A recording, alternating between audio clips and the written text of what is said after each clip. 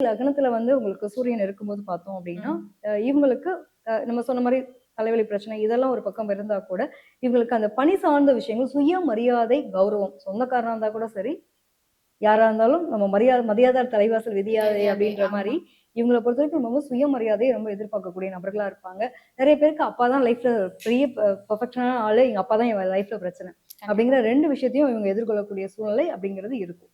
பொதுவா வந்து இந்த சூரியன் வந்து நம்ம லக்னத்துல இருக்கும் இன்னொரு பெரிய பிரச்சனை. எல்லாருக்கும் இருக்க தலையாய பிரச்சனைன்னு ஒரு விஷயம் இருக்கு பார்த்தீங்களா? ம். முடி கொட்டுற பிரச்சனை. ஆமா மேம். ஐயோ! தலை ஏறுதுங்க, முடி பிரச்சனையா இருக்கு. ம். முடி கொட்டுது. இன்னும் கல்யாணமே ஆகல. ஆகல அதுக்கு முன்ன மேம். முடி கொட்டுது.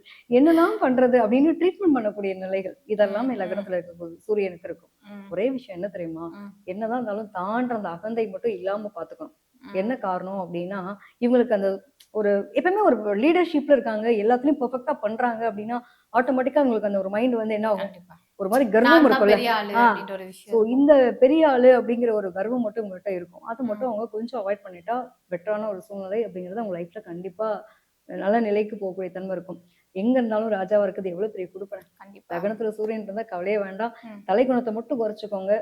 அதாவது அதுக்கு மேல ஒண்ண தூக்கிட்டு வந்து உட்கார வைக்கிறேன் அப்படிங்கிற அளவுக்கு இறைவன் உங்களுக்கு குடுப்பனை குடுப்பார்.